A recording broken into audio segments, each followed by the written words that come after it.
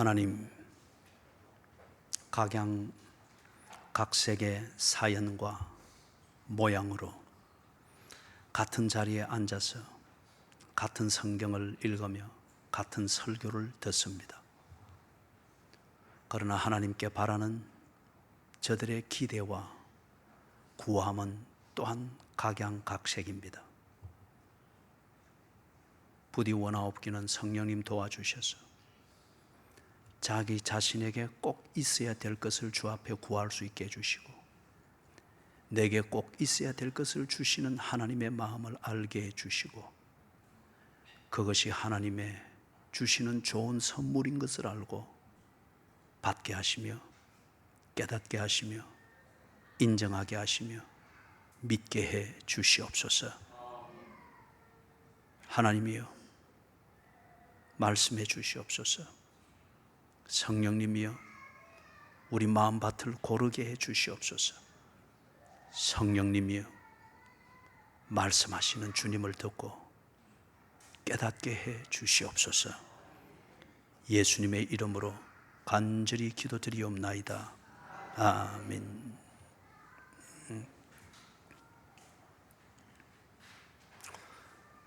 특별 새벽기도 기간 중입니다. 기도에 정성을 들이는 것, 그 요소도 있습니다. 그러나 그것은 본질은 아닙니다.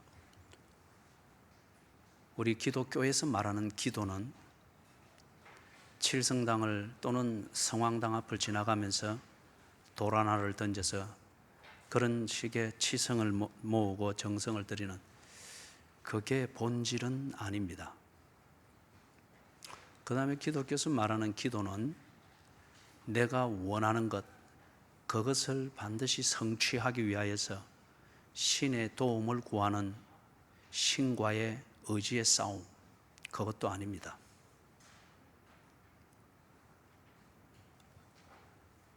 기독교에서 말하는 기도의 본질은 하나님과의 대화입니다. 대화는 교제의 꽃이지요. 대화는 교제의 꽃입니다. 하나님과 내가 관계를 맺고 있고 그 관계를 신뢰하는 그 신뢰함이 내가 하나님 안에, 하나님이 내 안에 계신다고 표현되어지는 이 인격적 교제입니다. 이 인격적 교제를 구체적으로, 실제적으로, 그리고 실감나게 내가 누리기도 하고 내 삶이 되어지는, 그게 뭐냐? 대화입니다. 대화. 이걸 기독교에서는 기도라고 그렇게 말합니다. 그래서 우리가 대화를 해보면 알지만은 대화는 다양하게 나타날 수 있습니다. 내 심정이 어떤 상태냐에 따라서 대화의 매너나 대화의 주제가 달라지게 되는 걸 봅니다. 그렇기 때문에 하나님과 나누는 대화로서의 기도는 어느 특정한 한 방식으로 규정할 수가 없습니다. 누구처럼 기도해야 된다, 또는 뭐 어떤 분위기가 되도록 기도해야 된다, 그런 게 아니죠. 대화는 인격적 교제의 꽃과 같고 그것을 나타내는 아주 구체적인 통로이기 때문에 내가 하나님을 어떻게 생각하는가, 또는 내 인생을 내가 어떻게 생각하는가, 내 심정이 지금 어떤 상태에 되어 있는가, 내가 지금 절박하게 하고자 하는 것이 무엇인가, 어떤 이러한 내 속에 품고 있는 내 삶의 주제, 이슈들, 그것에 대한 내 심정의 상태, 이게 하나님을 향한 대화로서의 우리의 기도를 다양하게 만들어내고 또는 이끌어낼 수 있습니다. 그 다음, 하나님과의 관계를 어느 정도로 인식하고 있느냐에 따라서 하나님께 대화를 통해서 구하는 수준과 크기와 깊이가 다양하게 나타날 수 있습니다. 하나님을 깊이 알고, 그리고 그 하나님께 내가 몰입되어 있는 관계의 그 수준에 있는 사람일 것 같으면 그냥 하나님 밥 주세요, 이 정도가 아닐 겁니다. 예? 반면에 하나님에 대해서 여전히 서먹함이 있고 그러나 하나님과의 관계에 대해서 의무감, 이것에 대한 부담으로서 하나님과의 교제를 생각하고 있다고 하면은 그 사람의 대화는 굉장히 포멀, 형식적이고 공식적이고 어떤 규격화된 이 틀을 벗어나지 못할 겁니다. 그렇다고 해서 그게 진정한 대화가 아니다, 그리 말할 수는 없습니다. 그런데 오늘 우리가 읽은 이 본문에 나오는 한나, 이 한나의 이 얘기를 통해서 우리에게 하나님과 나누는 대화, 즉 기도의 근본적인 원리를 우리에게 보여주는 것이 사실입니다. 그 다음에 구체적으로는 한나와 같은 처지에 있거나 한나와 같은 신앙의 수준에 있는 사람, 그런 사람은 어떤 깊이와 어떤 크기와 어떤 방식으로 하나님과 대화하게 되는가, 그 한 사례를 보여주는 것이기도 합니다. 그렇기 때문에 아직 한나와 같이 하나님과의 그 정도, 한나의 수준만큼 하나님과 관계를 맺고 있고 교제를 나누고 있는 그런 정도가 아니면은 내가 한나처럼 못한다고 하여서 내가 지금 신앙이 틀렸다, 내 기도가 엉터리다, 그리 말할 수는 없습니다.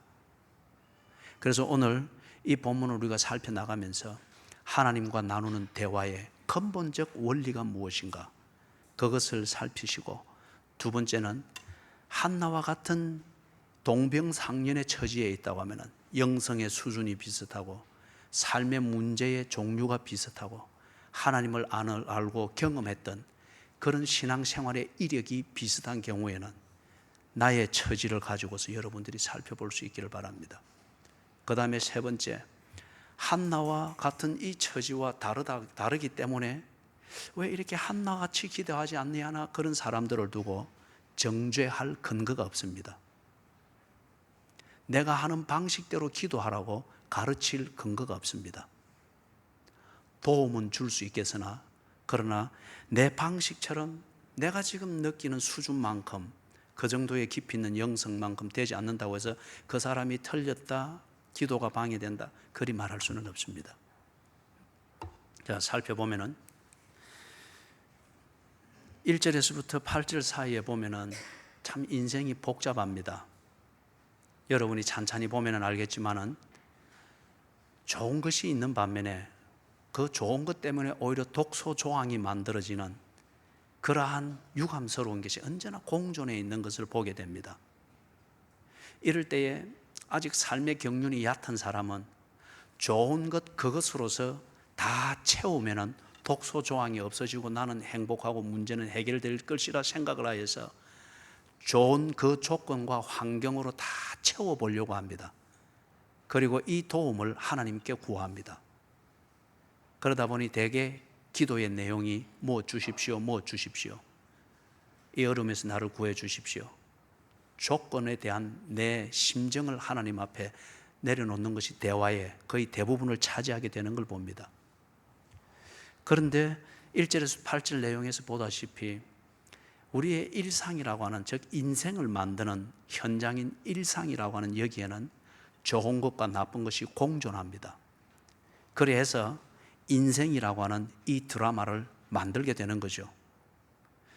예를 들면 이렇습니다. 1절을 보면은 한나는 괜찮은 가문, 뭐 그게 부유하다, 좋다, 명문이다, 뭐 이런 말로 수사를 붙이지 않더라도 정상적인 가정, 거기에서 정상적으로 생각하고 정상적인 꿈을 가질 수 있는 그 가문에 시집을 갔습니다.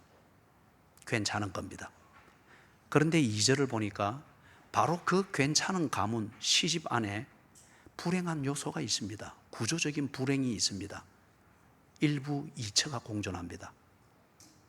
한나가 있는데 또 버닌나라고 하는 또 다른 첩이 있습니다. 그 당시의 관습입니다. 그 당시의 관습이죠. 사회적으로나 사회가 지탱해 나간, 사회를 지탱하는데 그들이 합의하에서 만들어 놓은 도덕이라고 하는 이것이 절대 문제를 삼지 않는 그냥 일상화되어져 있는 풍습이자 관습입니다. 그런데 도덕적으로 볼 때에 그 사회가 가지고 있는, 법적으로 볼 때에 문제는 없지만은, 그러나 법이 언제나 인생의 문제의 답이 되는 건 아닙니다. 실제적으로는 이 구조적 문제 때문에 일부이처라는 이 구조적 문제 때문에 괜찮은 결혼을 했고 정상적인 가정에 가문에 시집을 갔으나 실제적으로는 그 안에서 이 괴로운 시집살이를 하게 되는 이게 일어나고 있습니다. 바른 결혼입니다. 그러나 바른 결혼 생활 안에서 정말 여자의 일생이라는 이 노래를 읊조리도록 만드는 실제 삶의 현장이 빚어지고 있습니다. 그 다음에 3절에서부터 8절 사이에 보면은 두 가지를 볼 수 있습니다. 하나는 3절에 보다시피 가정 예배 중심의 그런 가정입니다. 신앙생활 전통과 그 전통을 따라서 참 신앙의 분위기가 반듯하게 정리되어 있는 그런 가정입니다. 그래서 가정 예배가 있고 교회 생활이 있고 그 다음에 교회 생활, 신앙생활 전통을 매년 지킬 정도로 이게 중심이 되어 있는 듯 보이는 그런 가정입니다. 그런데 여러분 그 뒤에 또 나오는 걸 보면은 매년 절기를 지키기 위해서 예배하러 성소에 올라가서 참 정성껏 예배를 드렸습니다. 그런데 그것 때문에 언제나 그 자리에서 더욱더 유감스러운 일이 일어납니다. 함께 갔던 첫 번인나가 한나를 더욱더 격분하게 만듭니다. 그래서 더 괴롭게 만듭니다. 예배를 잘 드렸습니다. 그게 소중하고 중요하고 그게 생활 중심이라 해서 그것 중심으로 우선순위를 정리해서 정성껏 예배를 드렸는데 그 은혜의 자리에서 바로 그 예배의 자리에서 예배 마치고 나가면서 또 뒷소리를 듣게 되든 아니면은 감정 상하는 소리를 듣게 되든 어떤 저런 연유에서 내 주관적 관점에서 볼 때에 나를 음해하고 험담하는 어떤 그런 소리를 듣게 될 때 은혜 받았던 그 마음에 바로 뒤에서 격분함이 있습니다. 은혜 받을 때 감동이 있어 찬송했던 그 입에서 바로 괴로운 한숨 소리와 원망이 막 섞여 나옵니다. 예배 중심의 삶입니다.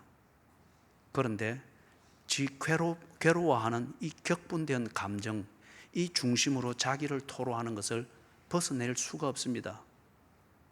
예배라는 환경에서 그것이 주어지기 때문에. 그게 한나의 모습입니다. 반면에 남편 엘가나와 검술이 너무 좋습니다. 어떤 면에서 이 엘가나가 더욱더 한나에게 관심을 가지면서 5절을 보니까 한나에게는 갑절을 주니 그러면서 이는 그를 사랑함이라. 어떤 면에서 남편 엘가나가 버닌나보다는 한나를 더 사랑하는 편애함이 있을 정도로 자식이 없는 한나를 더욱더 챙기면서 어떤 면에서는 동정심까지 베풀면서 그렇게 사랑을 해주는데 이게 참 행복하지 않습니까? 그런데 바로 이것 때문에, 이 좋은 것 때문에 버닌나가 적이 됩니다. 그리고 버닌나가 질투심을 유발하여서 그 질투심을 한나를 표적 삼아서 거기에 다 쏟아붓습니다. 쏟아붓는데 한나의 당시 여자가 아이를 못 가지면 그것도 아들을 못 낳으면 그거는 그 여자의 저주입니다. 유대인들의 그 글에서 천국에 가지 못하는 유대인 7경우를 이야기하고 있는데 그 첫 번째에 딱 리스트에 올라가 있는 게 뭔가 하면은 아내가 없는 유대인 남자는 천국을 못 간다 되어 있습니다. 그렇기 때문에 열심히 유대인들이 욕정을 불태우면서도 아내를 언제나 챙겼죠. 그래서 아내를 자주 바꾸었습니다. 이게 위선이었어요.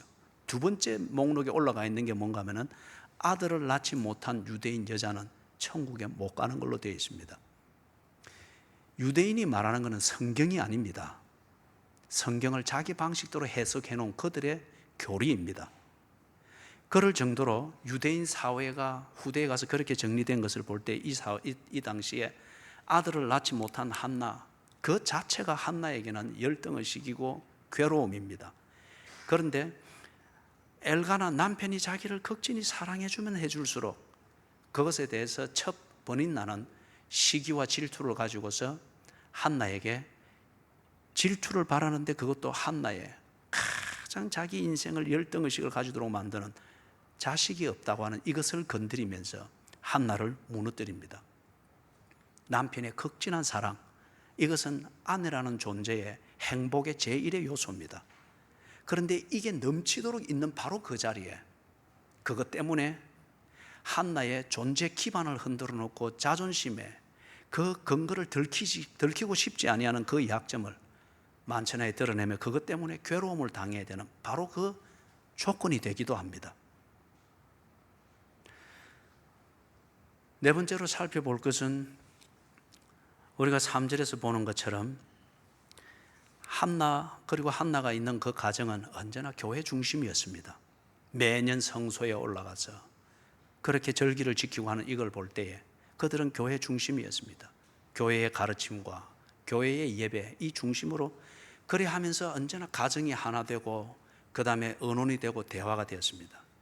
그런데 문제는 성소로 표현되어 있는 이 교회, 그 중심으로 생활하는데 그 교회에 내 영혼의 갈급함을 해결해 주고 또는 삶의 이런 문제, 번인나와 얽혀있는 이런 문제에 대해서 하나님의 위로, 하나님의 응답을 전달해 줄 수 있는 목회자가 없습니다. 그런 교회에 교역자가 없습니다. 거기 엘리의 두 아들 비느하스와 홈니가 거기에 있었다.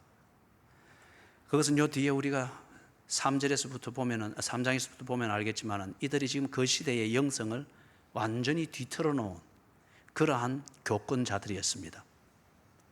그럼에도 불구하고 이들은 지금 하나님이 주신 말씀 따라서 그리고 그것이 가르쳐 준 그리스도인이 마땅히 해야 될 그 삶의 규범에 대한 믿음과 그리고 그것에 따라 마땅히 해야 될 그리스도인의 처신을 따라 그리합니다마는 그걸 통해서 무언가 자부심이 있을 수 있습니다.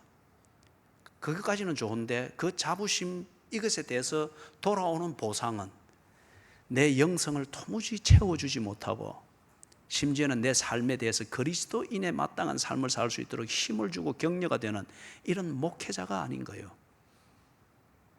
그런 교회의 내용이 안 되는 거예요. 자, 여러분, 내 분야를 보았습니다. 좋은 것이 넘칩니다. 반면에 그것 때문에 아니면은 바로 그 자리에 정말 격분됨이 있고 그래서 괴로워할 수밖에 없는 그게 동시에 공존하고 있습니다.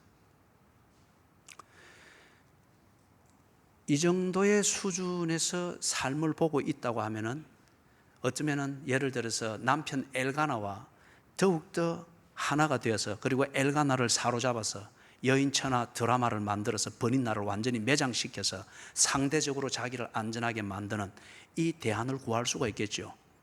그리고 그의 기도는 하나님, 저 번인나가 무너지게 해주십시오. 번인나가 나의 약점을 더 이상 보지 못하도록 해주십시오. 그의 기도는 번인나 중심이 될 수가 있을 거예요. 이 자체를 두고 그가 하나님을 진실로 믿는 사람이라고 하면 이런 기도를 두고 잘못됐다 말할 수는 없습니다. 그만큼만 지금 알 수 있기 때문에 그 기도도 진실된 기도일 수 있습니다. 그러나 그것이 해답은 될 수가 없었습니다. 왜냐하면 지금 이 구조를 보듯이 괜찮은 가문에 시집을 갔습니다. 그런데 바로 그 가문 안에 일부이처라는 구조 때문에 울 수밖에 없는 삶이 있습니다. 늘 교회 중심으로 신앙생활합니다. 가정예배 중심으로 가족이 신앙의 분위기입니다. 거룩을 이야기합니다. 서로 사랑을 이야기합니다. 그런데 바로 그 안에 시기와 질투로 인하여서 존재감을 무너뜨리는 갈등과 싸움이 있습니다. 그렇기 때문에 번인나를 무너뜨린다고 해서 문제가 해결되는 것도 아니고 결혼을 파기한다고 해서 이 문제가 해결되는 것도 아닙니다. 성소에 있는 시원찮게 보이는 엘리와 그의 두 아들 홈니와 비느하스를 쫓아낸다고 해서 이 문제가 해결되는 것도 아닙니다. 그것이 문제의 해결인 줄 알고 집중은 할 수 있습니다. 그러나 한나의 수준은 지금 그것을 넘어갔습니다. 9절입니다. 9절과 10절에서 볼 때에 9절에서 말하는 것, 실로에서 먹고 마신 후에 한나가 일어나니, 여기서 지금 실로에서 먹고 마셨다는 것은 가서 절기를 지키고 제사를 드리고 난 다음에 마지막에 드리는 제사가 화목제입니다. 제물을 번제로 태우고 그 일부는 제사장에게 드리고 그 다음에 또 구별했던 제물의 그 한 부분을 가지고는 화목제의 마지막 순서에서 제사장과 그것을 드리는 가족들이 함께 앉아서 식사를 합니다. 이것은 상징적 의미를 가진 겁니다. 식사는 교제의 꽃입니다. 그래서 하나님이 나의 제물을 받으시고 예배를 받으셨다. 그리고 하나님과 내가 다시 화목해 되었다는 그 정표로서 그 중개 역할을 했던 제사장과 함께 식사를 하는 겁니다. 그게 지금 여기서 실로에서 먹고 마신 후에 화목제가 예배가 끝났습니다. 그런데 한나가 일어나서 어디로 갑니까? 성소로 들어갑니다. 기도의 자리로 들어갑니다. 그때 엘리가 어디 있었는가 이 얘기를 거기 표현이 되어 있죠. 10절을 보니까 거기 들어가서 뭘 하는가? 마음이 괴로워서 여호와께 기도하고 통곡했다고 합니다. 은혜롭게 예배를 드렸습니다. 그리고 예배의 신학과 예배에 대한 자신의 믿음과 몸에 배어 있는 전통으로 훈련되어져 있는 경건의 그 생활을 가지고서 나름대로 믿음과 하나님을 향한 신뢰는 흔들리지 않았습니다. 그런데 바로 그 예배의 자리에 괴로워할 수밖에 없는 그 요소는 지금 여전히 또 작용을 하고 있는 거예요. 그래서 예배에 대한 감격, 그것은 원론적이고 그것을 실감하는 것은 그 예배에 함께 있는 어떤 요소로 인한 괴로움입니다. 그래서 견디지를 못하고 일어나서 가는데 기도하고 통곡했다고 합니다. 기도의 자리로 가가지고 신령과 진정으로 예배를 드린 결과 이렇게 될 수가 있습니다. 하나님이 계시는 그 자리이기 때문에 이렇게 은혜가 나타날 수 있습니다. 기도하고 통곡했다. 사랑하는 여러분, 우리에게 어떤 원리를 이야기를 하는가? 막힌 길은 길이 아닙니다. 영어 표현에서 dead end라고 되어 있죠. 막힌 길은 길이 아닙니다. 중간에 끊어진 길은 가서는 안 되는 길입니다. 막힌 길이라고 하는 것을 발견했을 때는 그게 길인 줄 알고 꾸역꾸역 가는 미련을 범할 때가 아니고 새로운 길을 찾아야 할 때입니다. 사랑하는 여러분,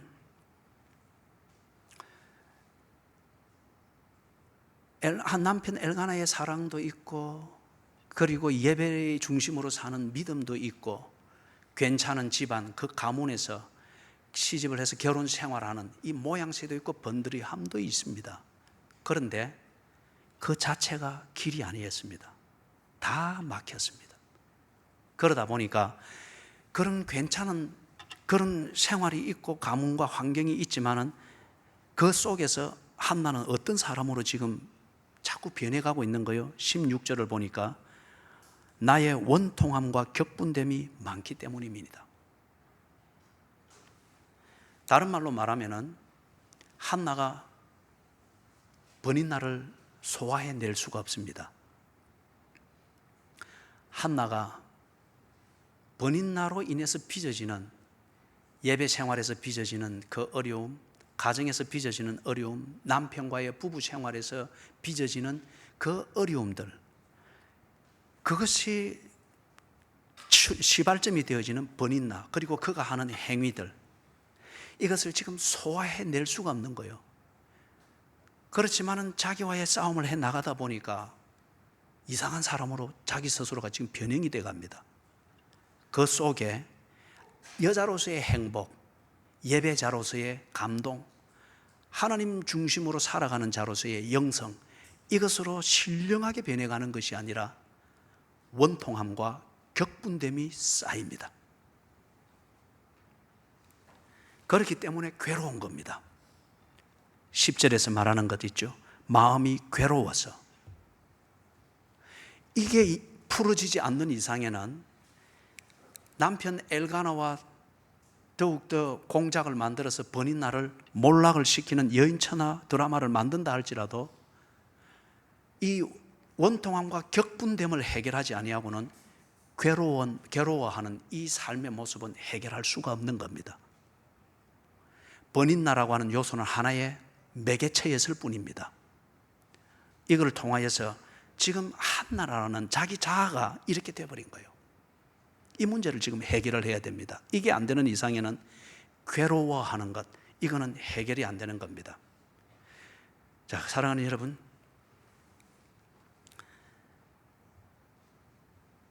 모든 길이 막히는 것, 모든 길이 막히는 이걸 보고 우리는 사면초가라고 그리 말합니다. 사면초가와 같은 삶의 상황에 처하게 되어지는 것, 모든 길이 막히게 되는 것은 어쩌면 번인나가 막은 것이 아닙니다. 번인나라고 하는 눈을 뗄 수 없고 내 관심을 질질 끌어갈 수밖에 없는 독특한 요소입니다. 그러나 이 번인나라고 하는 요소 때문에 내가 원통함과 격분됨으로 쉬어버렸습니다. 그렇기 때문에 길이 보이지를 않습니다.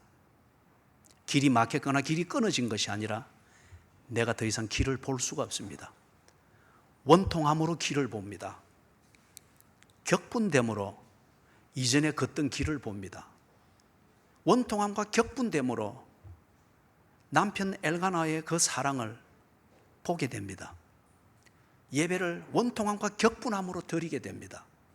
원통함과 격분함으로 가정이라고 하는 이 의미를 보게 됩니다. 그러니 아무 소망이 안 보입니다. 길이 안 보입니다. 문제는 번인나가 아니고 또는 길이 없어진 환경이 변했기 때문에가 아닙니다. 똑같은 환경이고 똑같은 번인나입니다. 그런데 한나가 자기도 모르는 사이에 변해버렸습니다. 그런 환경 속에서 지내다가 원통함과 격분됨이 많으니이다. 그런데 여기서 한나가 보다 집중하여 정신을 차렸습니다. 원통함과 격분함이 쌓일 수는 있습니다. 그러나 중요한 것은 그것에 져서 희생물이 되어서는 안 됩니다. 한나가 그 희생물이 되지 않고 그것과 싸우는 것은 하나였습니다. 기도하고 통곡했다고 합니다. 어떻게 기도했는가? 11절에 나오고 있죠. 서원하여서 기도했는데 그 내용이 보니까 참 참담합니다. 처절합니다. 그 중간에 보니 아들을 주시면, 지금 한나의 기도에 번인나를 어떻게 해 주십시오. 엘리와 그 두 아들 정말 보기도 싫으니까 그런 목회자 두고 어떻게 내가 더 이상 예배를 드리겠습니까? 어떻게 좀 해 주십시오. 아니면 하나님 이 결혼 못 하겠습니다. 이 구조를 바꿔주든지 아니면은 이혼할 명분을 주십시오. 환경을 바꾸고 조건을 바꾸기 위한 그 처절함이 아닙니다. 지금 한나의 이 수준에서 드리는 이 기도는 보니까 아들을 주시면은, 사랑하는 여러분, 지금 한나의 문제의 근본이 뭐였죠? 문제의 근본은, 구조적인 문제, 환경적인 문제의 근본은 번인나가 있는 이 일부 이처라는 이 구조입니다. 그 다음에 자기 개인이 가지고 있는 개인적인 문제의 근본은 뭐예요? 아들이 없다고 하는 이 문제입니다. 이걸 두고서 한나는 이걸 지금 알고 있습니다. 다행이죠. 그리고 하나님 앞에 이것을 구하는데, 그런데 문제는 여러분 5절 마지막과 6절 초반절에 보면은 여호와께서 그에게 임신하지 못하게 하시니, 그리고 또 6절 여호와께서 그에게 임신하게 하지 못함으로. 그러면 근본적인 이 문제는 어디서 파생된 겁니까? 여호와입니다. 여호와께서 임신하게 하지 못했으므로 한나가 지금 아들을 못 가집니다. 그리고 이게 빌미가 되어서 번인나에게 구조적으로 당하고 있는 이겁니다. 그러면은 근본적인 지금 질문은 이거예요. 하나님께서 임신하게 하지 못함으로 아들을 가지 못하고 이것 때문에 여러 문제가 지금 파생되어지고 있는데, 한나가 이 문제를 풀기 위해서 여호와께 기도해야 될까요? 문제의 어떤 면에서 보면 문제의 원인이자 문제의 제공자가 여호와인데, 그 여호와께 지금 통곡하며 대화하며 문제를 풀기 위해서 하나님과 만나야 될까요? 자, 사랑하는 여러분, 우리의 자녀들이 부모들에게 혼나거나 또는 꾸지람을 듣거나 이렇게 할 때에 굉장히 반항하고 저항하죠. 그걸 우리가 꼭 나쁘게만 볼 필요가 없습니다. 그만큼 아이들의 배심이 컸고 지 관점이 정리되어 간다, 그렇게 볼 수가 있겠죠. 그렇지만은 그게 정말 조금 전에 제가 말했던 그런 의미이지 부모를 향한 아이들의 본심이 아니라고 하는 것은 무엇을 통해서 알 수 있죠? 그러한 부모에 대해서 불만은 있지만은 여전히 부모를 신뢰합니다. 불만 때문에 뛰쳐나갔지만은 배가 고프면은 들어옵니다. 머리 뒤죽뒤죽 건지면서 엄마 밥 있어, 그죠? 찾습니다. 불만은 있지만은 여전히 어머니를 신뢰합니다. 이제 지금 들어오시는 형제분, 오늘 예배를 통해서 지금 4번째입니다. 더 이상 이제 그렇게 하지 않기를 바랍니다. 어떤 몸에 문제가 있으면은 저 뒤에 앉으셔서 조용히 갔다 왔다 그래 하십시오. 그래서 여러분, 한나가 지금 하나님 앞에 기도하는 것, 여호와께서 내게 임신하지 못하게 하심으로 그래 했다, 압니다. 한나는 여호와의 절대 주권을 믿기 때문에. 그럼에도 불구하고 여호와께 나가서 지금 기도하며 통곡하는 것은 불만은 있지만 여호와를 신뢰합니다. 여호와를 신뢰하는 그 근거는 오늘 우리가 읽었던 이 본문에서만 보는 것 같으면 한나는 지금까지 하나님과 교제하는 가운데 하나님을 깊이 경험하여 알고 있습니다. 매년 여호와께 올라가 절기를 지키고 제사를 드리고 했던 이게 왜 그런 거예요? 하나님의 은혜와 그 은혜를 통해서 하나님을 깊이 알아가는 이 경험이 있었기 때문에 다 알지는 못하지만은 하나님이 이 일에 대하여 계획이 있을 것이다. 내가 다 알지는 못하지만 지금 내가 알고 있는 것은 아이를 갖지 못하고 이것 때문에 이 어려움들이 계속 파생되고 있다고 하는 이것밖에는 모르지만은 지금 아이를 주지 아니하시는 하나님의 뜻이 있을 것이다. 이것은 지금까지 하나님과 교제해 오는 가운데 경험하여 이렇게 믿고 신뢰하고 있는 겁니다. 불만이 많습니다. 그러나 이 불만 때문에 하나님에 대한 믿음과 신뢰마저 저버리는 어리석은 사람은 아니었습니다. 교제라고, 인격적 교제라고 하는 게 그런 거죠. 조금 불만이 있다고 하여서 신뢰마저 저버리는 것은 가벼움입니다. 그거는 참 가벼움이에요. 그건 거래에서나 통할 수 있는 거죠. 인격적 교제라고 하는 것은 그 사람을 알기 때문에, 뭘 하고자 하는가를 다 알기 때문에가 아니라 그의 중심을 압니다. 인격을 압니다. 그렇기 때문에 지금 뭔가 얘기를 하고 뭔가 발생되는 이게 선후, 전후, 좌우를 구분이 안 될지라도, 이해가 안 될지라도 그의 중심을 알고 인격을 알기 때문에, 그걸 믿기 때문에 신뢰를 하는 거예요. 지금 한나가 여호와께서 임신하게 하지 못함으로 아이를 갖지 못하고 이게 모든 삶을 이렇게 어렵게 만드는 것이라 불평할 수 있는데, 이 불평과 불만이 있는 건 사실입니다. 그렇기 때문에 원통함과 격분함의 사람이 되었죠. 그러나 하나님을 신뢰하고 있습니다. 그래서 나가서 하나님 앞에 퍼질고 앉았습니다. 하나님, 아이 하나 주십시오. 왜 그런지는 모르겠습니다만은 내 처지가 이렇습니다. 하나님을 신뢰합니다만은 지금 이 상황에서 하나님을 이해하기는 너무 답답합니다.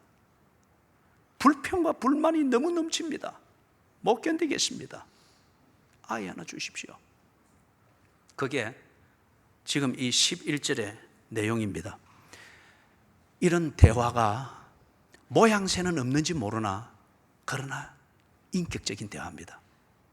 진실한 대화입니다.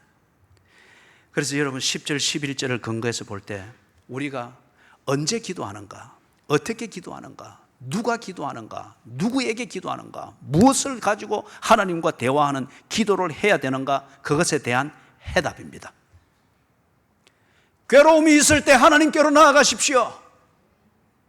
말을 할 줄 몰라도 통곡할 수 있다고 하면 대화할 수 있는 겁니다. 눈물은 우리의 말은 입에서 만들어내는 소리이지만 눈물은 우리의 영혼에서 나오는 언어입니다. 하나님이 그 언어를 들을 수 있고 읽을 수 있습니다. 누가 기도하는가? 마음이 괴로운 사람이 하는 겁니다. 언제 기도하는가? 할 말을 잊을 정도로 마음이 괴로울 때 합니다. 누구에게 기도하는가? 내게 원인을 제공했다 여겨지는 불만스럽고 원망스러우나 여전히 신뢰가 되어지는 하나님께 기도하는 겁니다. 어디서 기도하는가? 괴로운 그 자리에서 하는 겁니다. 어떻게 기도하는가? 말로서 하는 것이 아니고 통곡으로 하는 겁니다. 다른 말로 말하면 내 영혼으로 하나님을 바라보는 것이 기도입니다. 그게 통곡이 되든 말이 되든 소리로 나오든 침묵이 되든 방언이 되든 아니면 어떤 몸부림이 되든 금식이 되든 그것은 대화하는 방식일 뿐이에요. 내 속이 어떻느냐, 내가 어떤 문제를 품고 있느냐에 따라서 통곡이 될 수도 있고 침묵이 될 수도 있고 금식이 될 수도 있고 철야가 될 수도 있고 몸부림이 될 수도 있고 하나님을 조용히 음미하는 시를 읊조리는 것이 될 수도 있는 겁니다. 그렇기 때문에 기도를 어떻게 합니까? 내가 기도할 마음이 도무지 안 됩니다. 기도할 기분이 안 섭니다. 그것은 당신이 하나님을 모욕하는 겁니다. 아니면 기독교의 기도라고 하는 이것을 모르고 있는 겁니다. 12절, 13절, 14절에서 이 한나의 기도를 보면서 엘리 제사장이 기도를 코치합니다. 이 기도 왜 그렇게 하나? 이렇게 지금 엘리의 코치하는 이거는 아주 규격화된 기도입니다. 이래 하면은 덕스럽고 뭐 어쩌고 그죠? 아주 교리화되어지고 규격화되어진 이 기도죠. 그렇게도 기도할 수 있습니다. 그러나 이 엘리 제사장은 딱하게도 참 영성이 없는 이 목회자라는 이 의미는 지금 이 자리에서 바로 드러나고 있는 거예요. 교인 한나가 왜 괴로워하는가? 왜 통곡하는가? 왜 이 엘리 제사장이 볼 때에 술 취한 여자처럼 그렇게 몸부림을 치면서 몸부림을 치고 통곡하다 보니 기진하여서 더 이상 소리는 나지 않대 여전히 하나님 앞에서 몸부림을 치니까 멀리서 보니 입만 달싹거리고 있는 거예요. 술 취한 여자처럼 보이는 거예요. 왜 하나님 앞에서 통곡하며 영혼을 쏟아놓고 있는 이 교인의 그 기도가 시끄러운 소리로 들릴까요? 왜 추한 모습으로 보일까요? 왜 술 취한 여자처럼 보일까요? 엘리가 그렇게 기도해 본 적이 없습니다. 엘리가 하나님 앞에서 금식해 본 적이 없는 거예요. 엘리가 하나님 앞에서 예수를 믿는 이 문제를 두고서 정말 괴로움이라고 하는 이 골짜기를 지나가 본 적이 없는 거예요. 목회자로서의 제 십자가를 지고 가는 이 몸부림, 이 한계를 느끼면서 하나님 앞에서 있는 그대로 퍼져서 하나님 앞에 통곡해 본 적이 없는 거예요.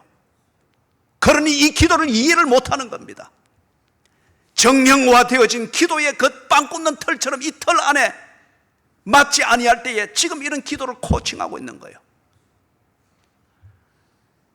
침묵이든 방언이든 소리를 내든 큰 소리든 띠굴띠굴 디굴든 금식을 하든 그 자체가 기도의 중요한 문제는 아니에요. 기도를 코칭하는 것 대단히 조심을 해야 됩니다. 우리 자녀들에게 기도를 가르칠 때도 그렇고요. 그죠? 사례와 모델을 가르치는 것도 중요합니다. 그러나 무엇보다 중요한 것은 기도가 무엇인가를 생각하도록 만드는 이 가르침이 무엇보다 중요합니다. 하나님과 대화하는 게 어떻게 하는 건지, 우리의 자녀들이 면접을 갈 때에 옷 바로 입어라, 자세를 바로 해라, 말은 구질구질하게 하지 말아라, 태도를 가르치지 않아요. 우리가 우리의 자녀들에게 아니면 초신자들에게 아니면 이웃들에게 기도를 가르치고 기도를 도울 때에 하나님 앞에 대화하는 기본 태도가 어떻게 해야 되는가, 거기에 대해서 생각하도록 만들어야죠. 그런 다음에 필요한 기도의 양식이든지 참고할 수 있는 것들을 제시를 할 수 있어야죠. 엘리 제사장이 이렇게 간섭을 합니다. 그러나 그는 나름대로 진지하게 교리적 가르침을 했는지 모르나 그러나 교인 한나의 기도의 진정한 의미를 모르고 있습니다. 사랑하는 여러분, 15절 16절에서 한나가 대답을 합니다. 자기는 나름대로, 이건 지금 신학적 논쟁이 아니라 한나의 그 진정함, 엘리 목사님 이게 방해가 됐으면 죄송합니다. 그렇지만 저는 제 이런 중심과 이런 처지에서 내 진정성을 가지고 이렇게 했습니다. 자기 자신을 보여주는 거예요. 세 가지입니다. 기도의 신학을 지금 여기서 우리가 볼 수 있는 거예요. 기도의 신학의 핵심은 뭐냐? 하나님과 대화하는 것입니다. 하나님과 대화하기 위해서 지금 이 상황에서 한나는 어떻게 했는가? 첫째, 있는 모습 그대로 나아가는 겁니다. 15절에 나는 마음이 슬픈 여자라. 있는 모습 그대로 나갑니다. 하나님 앞에서 깊은 척 할 필요가 없습니다. 하나님 앞에서 억지로 분위기 만들기 위해서, 기도 분위기 만들기 위해서 할렐루야 하면 저서 아멘 해야 되고 그런 쇼 없습니다. 있는 모습 그대로 나가야 됩니다. 그 할렐루야가 여러분의 심정이면 하나님 앞에 할렐루야를 마음껏 바라십시오. 그 하나님의 은혜로 인하여서 아멘이 여러분의 마음이면 아멘을 마음껏 바라십시오. 때로는 지붕이 떠나갈 정도로, 그런 과음도 한 번씩은 질러볼 정도로 감동이 있어야 됩니다. 그러나 인위적 분위기를 만드는 어떤 분위기 안에서 하나님과 대화가 되는 것은 아닙니다. 있는 모습 그대로 나아가십시오. 빌리 그레함이 크루세이드 전도 집회를 할 때마다 마지막 30초간에 지옥과 천국 사이에서 전쟁을 했다고 하지 않습니까? 사람들을 확신하고 받아들이는 자는 앞으로 나오라고 했죠. 그때에 초청할 때 배경음악이 Come just as you are. Come just as you are. 지금 당신의 모습 그대로 주께로 나오십시오. 슬픈 대로, 기쁜 대로, 무너진 대로, 불만이 있는 대로, 그러나 신뢰를 가지고 나오십시오. 그게 우리말로 번역되어서 있는 찬송가가 282장입니다. 그 다음에 두 번째, 하나님과의 대화. 15절 마지막에 보니까 여호와 앞에 내 심정을 통한 것뿐이니이다. 하나님과의 대화는 심정을 통하는 것입니다. 방언한다고 해서 그게 통하지 꼭 되는 것만은 아니에요. 이 심정을 통하는데 방식이 방해가 되지 않도록 위해서 방언이라고 하는 은사를 줘서 어떤 나름대로의 패턴 속에서 지 심정을 통하도록 돕는 한 성령님의 은사지요. 심정을 통하는 것. 세 번째는 원통함과 격분됨을 하나님 앞에 그대로 내려놓는 겁니다. 이게 기도의 방식이라는 거예요.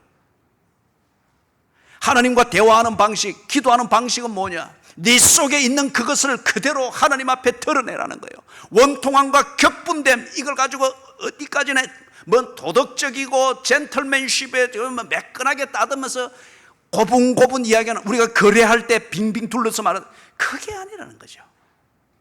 있는 모습 그대로 나오듯이, 그리고 내 심정을 주 앞에 내려놓는 것이고, 그렇다고 하면은 내게 지금 원통함과 격분됨이 내 심정인 것 같으면 이걸 그대로 내려놓을 수 있는 것, 하나님 앞에 보여드릴 수 있는 것, 그게 기도의 방식입니다.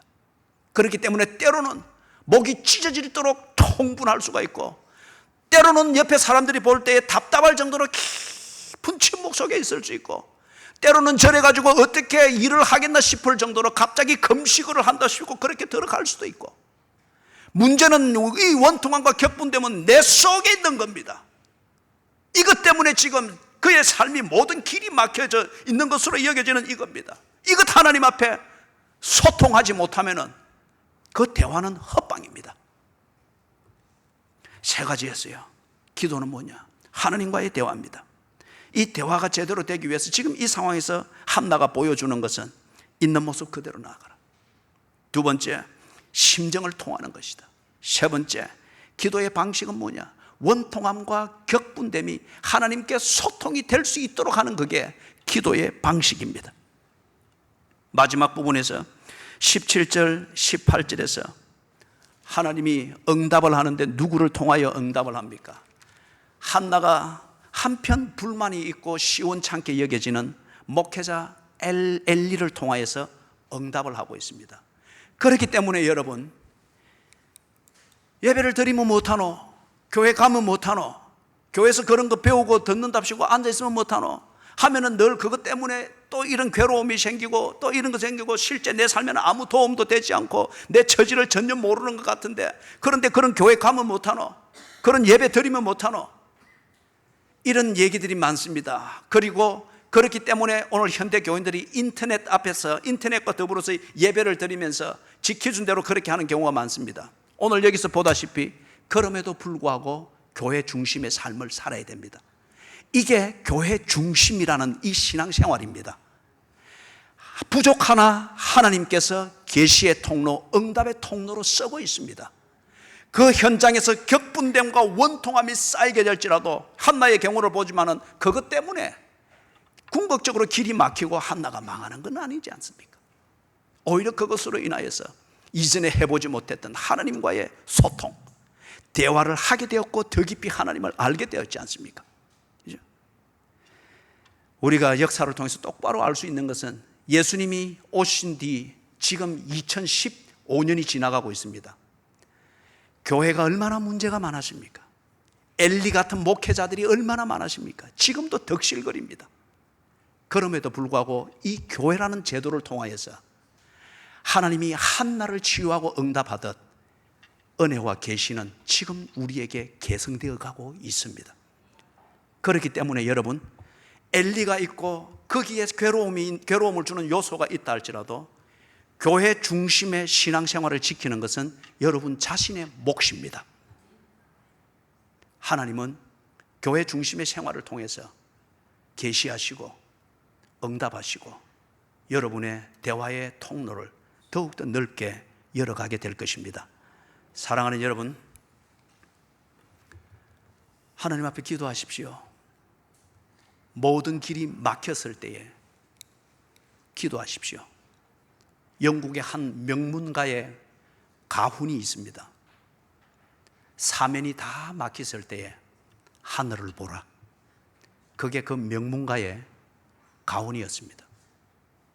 다 막혔을 때 하늘은 열려 있습니다. 기도하십시오. 그럴 때에 내게 있는 모든 길이 막힌 것으로 보이도록 만드는 내게 있는 그 진정한 나의 실체, 이것을 푸는 하나님의 손길을 보게 될 것입니다. 특별 새벽 기도의 기간을 통하여 이전에 해보지 못했던 하나님과의 대화, 그것을 하면서 새로운 차원의 하나님의 은혜를 경험하게 되기를 주의 이름으로 축원합니다. 아멘. 하나님,